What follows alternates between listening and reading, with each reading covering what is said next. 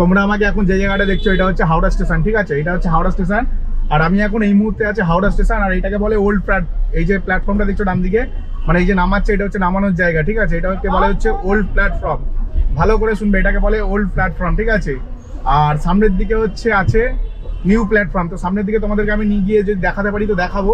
Just এরকম যেমন আমরা সোজা যাচ্ছি ঠিক সোজা যেতে হবে। সামনে আরেকটা, এই যে সামনে সিগন্যালটা দেখছো, এরপর আরেকটা সিগন্যাল আছে, ওই সিগন্যাল থেকে জাস্ট ইউটার্ন নিয়ে একটুখানি গেলেই সামনে হচ্ছে নিউ প্ল্যাটফর্ম। আর বাদিকে ডান দিকে ঘোরালে, ইউটার্ন নিয়ে ডান দিকে ঘোরালে ওখানে তোমরা নামাতে পারবে। আর একটা যেটা হচ্ছে এখানে হয় সেটা হচ্ছে মানে সামনেটাতে হচ্ছে সোজা গেলে গঙ্গার পাড়ে দেখবে পার্কিং আছে। গঙ্গার পাড়ে যে পার্কিংটা আছে, তো আমাদেরকে এখানে ঘোরাতে দেবে না, এই পুলিশটা হচ্ছে ঘোরাতে দেবে না। মানে ট্যাক্সিটা ঘোরানোর চেষ্টা করছিল এখান থেকে, তো এখান থেকে হচ্ছে ঘোরানো হচ্ছে সব থেকে ভালো জায়গা। কিন্তু ভাই পুলিশগুলো ভাই সেই লেভেলের ছাজরা, এখানে পুলিশরা হচ্ছে স্ক্যামার, এটা মাথায় রাখবে, সবসময় এটা মাথায় রাখবে। এখানকার যারা পুলিশ আছে, পুলিশগুলো হচ্ছে এক নম্বরের স্ক্যামার্স। এরা স্ক্যাম করাতে সবসময় মানে স্ক্যাম করাতে ব্যস্ত এরা, ঠিক আছে? কতক্ষণে মানে আপনাকে লুটবে সেই চেষ্টা করবে। তো এখান থেকে সবসময় সর্বদা সাবধানে থাকতে হবে। তো সামনে আপনাদের আমি তোমাদের কি দেখিয়ে দিলাম ওল্ড প্ল্যাটফর্ম, ঠিক আছে? ওল্ড প্ল্যাটফর্মে কোথায় ড্রপ করে, ওইটা হচ্ছে নামানোর জায়গা, প্যাসেঞ্জার নামানোর জায়গা ছিল।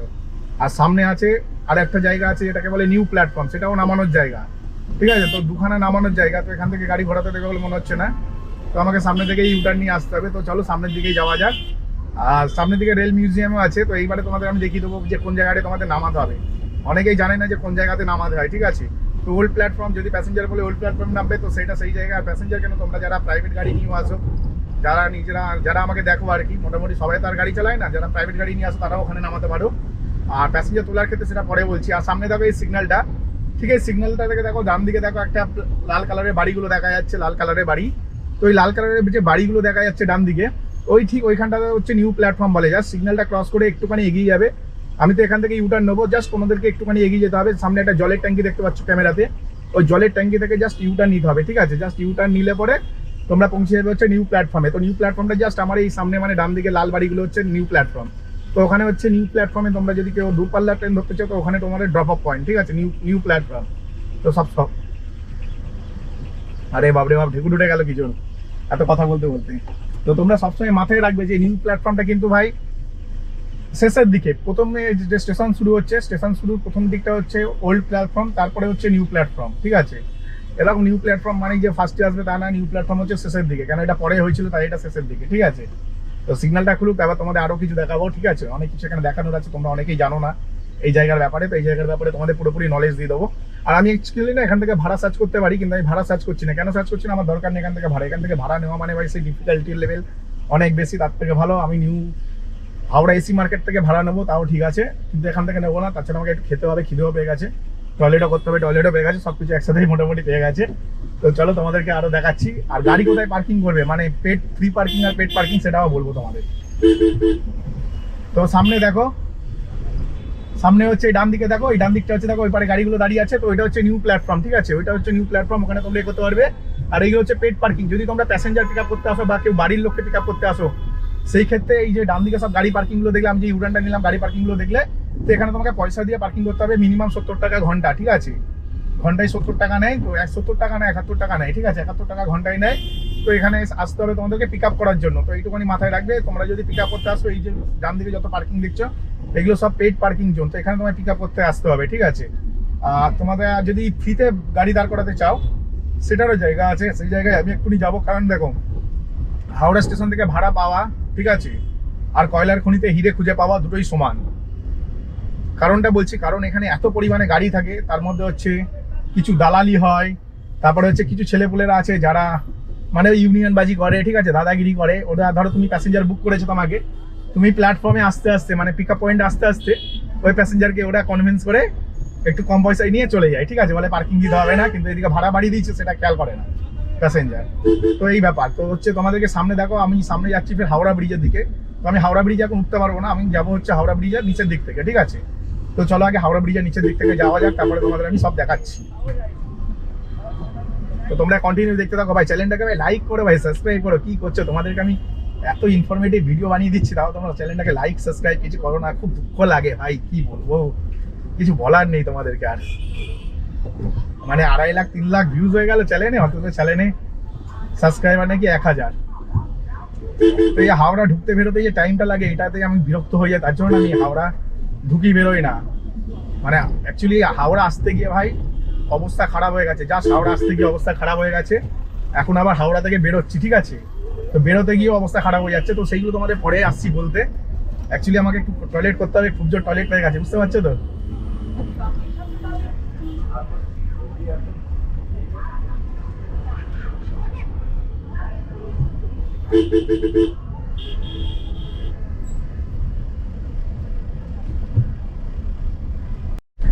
আর তোমাদের আমি যেরকম বলেছিলাম যে কোন জায়গাটা দাঁড়াবে, ফ্রি পার্কিং, মানে কোনো টাকা লাগবে না এমন জায়গায় দাঁড়াতে হলে এই জায়গাটাতে তোমাদের দাঁড়াতে হবে। আর এই জায়গাটা যখন আমি তোমাদের লাস্ট দেখেছিলাম, আমি টয়লেট করার জন্য তোমাদের বললাম দাঁড়াবো, ঠিক আছে, তো আমি দাঁড়িয়েছিলাম একটা জায়গাতে। তো ওখান থেকে সোজা আসার পর কিছুটা এলে ডান দিকে এই রাস্তাটা পাওয়া যায়, মানে দেখবে একটা আর পরশুরাম ভেজ রেস্টুরেন্ট আছে, ঠিক আছে। আর আমি সোজা বেরোচ্ছি, তো সোজা বেরোলেই বাদিকে হচ্ছে হাওড়া ব্রিজ। তো আমরা যেই রাস্তাটা দিয়ে এলাম আসার পথে, ঠিক ওরকম সোজা এলে এই ডান দিকে এই রাস্তাটা পাবে, ঠিক আছে, যে রাস্তা তোমার দেখাচ্ছে। তো এই রাস্তাতে গাড়ি পার্কিং করতে পারো, কোনো অসুবিধা নেই, পুলিশের কোনো ঝামেলা নেই, কোনো টাকাও লাগবে না। তো এটা হচ্ছে ব্যাপার। তো এখন হচ্ছে অ্যাকচুয়ালি আমি একটা বুকিং পেয়ে গেছি বলতে গেলে। আমি যাচ্ছি হচ্ছে এখন হাওড়া স্টেশনের ভেতরে।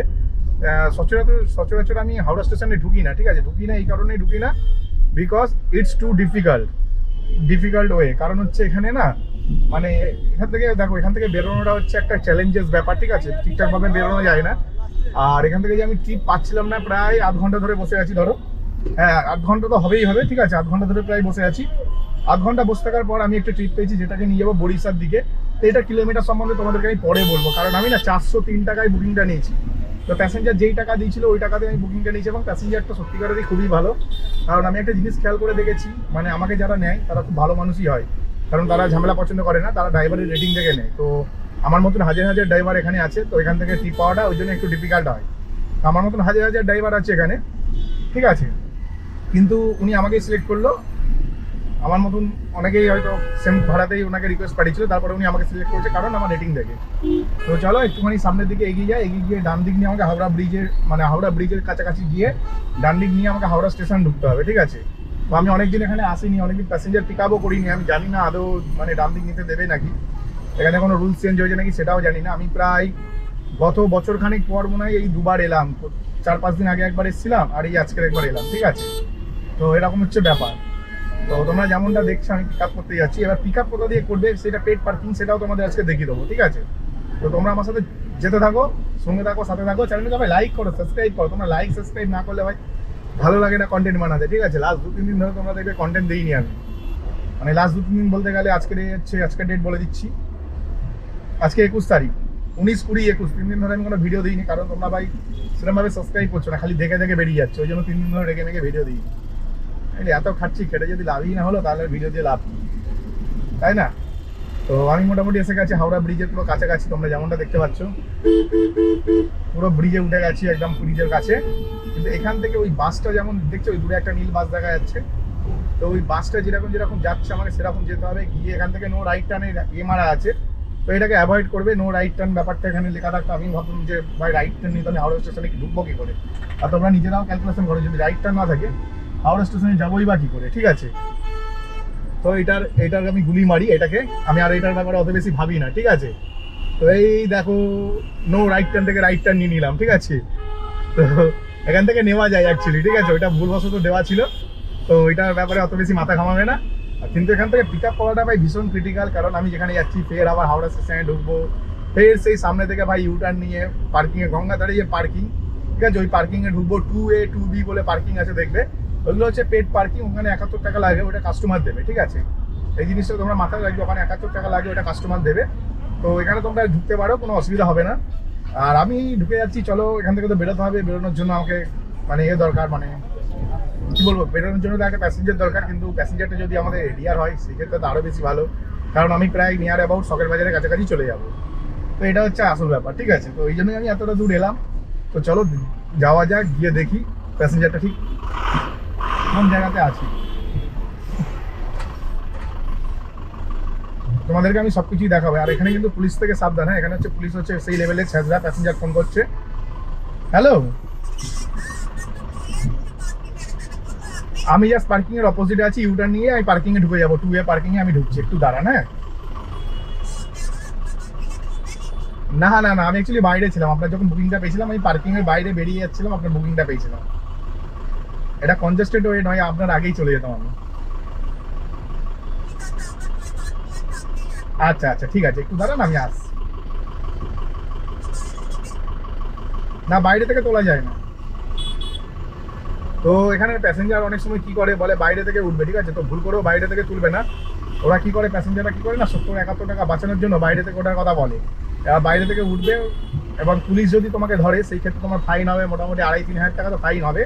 কেন আমার একটা এক্সপিরিয়েন্স দিয়ে তোমাদের আমি বলছিলাম, আমি রাত 1:30টার সময় বাইরে থেকে তুলেছিলাম, ভেবেছিলাম ফাঁকা, পুরো ফাঁকা ধুধু, কেউ নেই, মানে রাস্তায় একটা পুলিশ নেই, জনপ্রাণী নেই। 1:30 না, ঠিক রাত্রি 2:30 বাজে, আমার মনে আছে রাত 2:30 বাজে আমি তুলেছিলাম। তো এই যে জায়গাটা ক্রস করছি, ঠিক এই জায়গাটাতে পুলিশটা ধরলো, ধরে আমাকে 500 টাকা ফাইন বললো। তো দিলাম 200 টাকা। আরেকজন পুলিশ এসে বলে আরে তুই নিলি আমাকে দিলি না, তো তাকেও দিলাম 200 টাকা, তো 400 টাকা দিলাম। তারপর আরেকটা পুলিশ এলো, সার্জেন্ট ছিল উনি, এদের দুজনকে চট মেরে থানায় নিয়ে গেল, আর আমাকে বললো তোমার বাবার ফাইন হবে 1800 টাকা। আমি আর কি করবো, লাইসেন্সটা দিয়ে দিলাম, দিয়ে চলে গেলাম বাড়ি। তো 2 দিন পর আমি 1800 টাকা দিয়ে লাইসেন্সটা ছাড়িয়েছিলাম, ঠিক আছে। তো সেই ক্ষেত্রে খুবই সাবধান, তোমাদেরকে আমি বলে দেবো ভাই, ভীষণ ভুগবে, ভীষণ, মানে এখানকার মতন ছেঁচড়া পুলিশ হয় না, মানে এতটা বাজে ছেঁচড়া পুলিশ কখনো কোথাও দেখিনি আমি আমার জন্মে।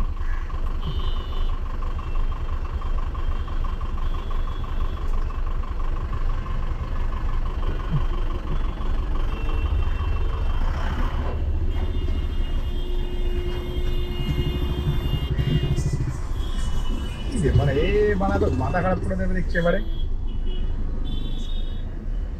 হ্যালো, আপনাকে 2 ওয়ে পার্কিং এর ভেতর দিয়েই তুলবো, বাইরে থেকে তুলতে পারবো না। হ্যাঁ হ্যাঁ, কারণ ওখানে আপনাকে তুলতে যাবো, আমাকে ফাইন করে দেবে 5,000 টাকা।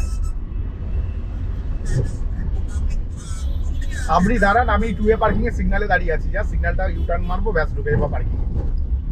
একটু দাঁড়ান, আপনার অপোজিটে আমি দাঁড়িয়ে আছি জাস্ট। ওকে।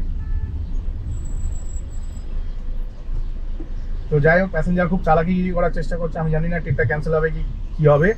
তো প্যাসেঞ্জারকে না, মানে এখানে কি হয়, এখানে ওই সামনের দিকে দেখো ড্রাইভারগুলো দাঁড়িয়ে আছে, আমি যখন ঢুকবো দেখবে সব ড্রাইভার ওই গাছতলাটা আড্ডা মারছে, সামনে থেকে বড় একটা গাছ দেখছো বাদিকে, তো ওই গাছতলাটা আড্ডা মারছে, তো ওটাই 2 ওয়ে পার্কিং। তো ওখানে কি হয়, ওখানে না ওরা মানে দাঁড়িয়ে থেকে, ধরো তোমার প্যাসেঞ্জার 404 টাকায় বুকিং হয়েছে, বলে দাদা 350 টাকায় নিয়ে চলে যাবো, তো এরমভাবে নিয়ে চলে যায়, ঠিক আছে, এরমভাবে নিয়ে চলে যায়, সেই ক্ষেত্রে আমাদের লস হয়ে যায়। তো আজকে যেহেতু ডিমান্ড হয়, আজকে এরকম করবে না, যখন ডিমান্ড কম থাকে তখন এরকম করে। তো এই ক্ষেত্রে আমি না হাওড়ার ভেতরে প্যাসেঞ্জার তুলি না, একটা কারণেই তুলি না, কারণ হচ্ছে এরা না প্রচণ্ড ছেঁচড়া হয়, হাওড়ার প্যাসেঞ্জারগুলো মারাত্মক ছেঁচড়া টাইপের হয়। এরা মানে বুকিং করার পরে অন্য কেউ বললো কম পয়সা নিয়ে যাবে, একটু কম পয়সা পেলেও ঠাপ করে ক্যান্সেল করে দিয়ে বেরিয়ে যায়। তো এই ক্ষেত্রে ভীষণ অসুবিধা হয়ে যায়, তাই জন্য আমি হচ্ছে এখান থেকে প্যাসেঞ্জার তুলি না, ঠিক আছে। আমি সবসময় চেষ্টা করি হাওড়া এসি মার্কেটের পাশ দিয়ে প্যাসেঞ্জার তুলে ওই পাশ দিয়ে বেরিয়ে একদম ব্রিজ ধরে রিল্যাক্সে বেরিয়ে যাওয়া।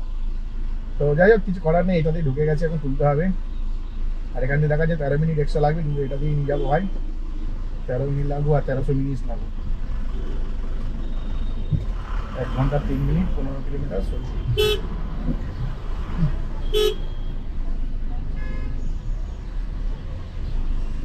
তো এইটা হচ্ছে 15 কিলোমিটারের ভাড়া, তোমাদের ভাড়াটা বলে দিই, 15 কিলোমিটার 400 টাকা, মানে হচ্ছে 3-15 45, 450 টাকা হয়।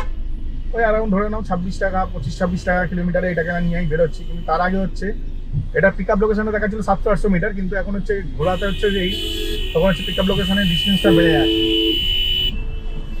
আর সালা সামনে হচ্ছে একটা ভ্যান, ও মাল টানছে, দেখো মাল টেনে বের করতে পারছে না, আর আমাদের মতন লোকেরা ফেসাতে পারছে। তো এখানে দেখলে এই ছেলেটাকে দেখলে কিরম ভাবে প্যাসেঞ্জারকে করছে, অ্যাপ্রোচ করছে, তো এরকম ভাবে অ্যাপ্রোচ করে প্যাসেঞ্জারকে, ঠিক আছে। তো যাই হোক, আমি 2 ওয়ে পার্কিং কাছে চলে এসেছি, আর এটাই হচ্ছে 2 ওয়ে পার্কিং। এই যে লাইন লেগে গেছে 2 ওয়ে পার্কিং, ভেতরে চলুন, ভেতরে।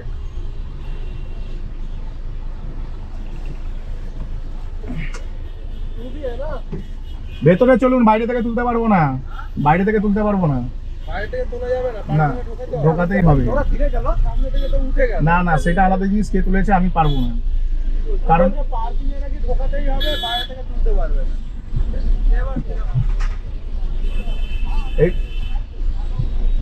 প্যাসেঞ্জারের কথা শুনছে, প্যাসেঞ্জার আমাকে নিয়ম শেখাচ্ছে কিরকম নিয়ম।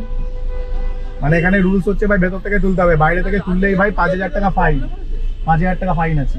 আপনি বলুন, হ্যাঁ আপনি বলুন 400 টাকা আর্নিং করতে গিয়ে 5,000 টাকা ফাইন দেবেন? 71 রুপিস। তো এই পার্কিং ছাড়া না উনি আমাকে তুলতে বারণ করছে, ঠিক আছে, খালি বলছে পার্কিং। চলে আসো, হয়ে গেছে ভাই, ওই ঘুরিয়ে নেবো। কাকা আমার হয়ে গেছে, চলে আসো। বেরিয়ে যাবো বেরিয়ে যাবো বেরিয়ে যাবো বেরিয়ে যাবো।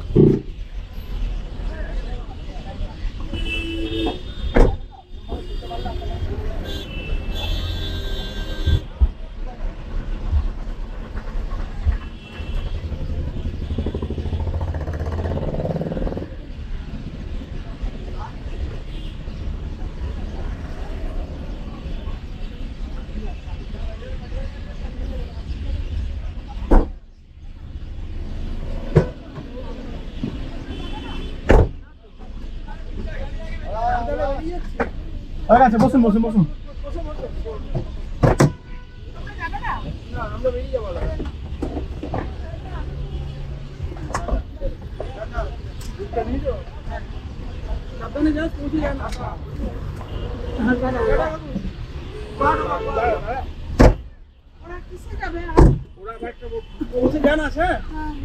আপনি সিট বেল্ট লাগিয়ে নিন।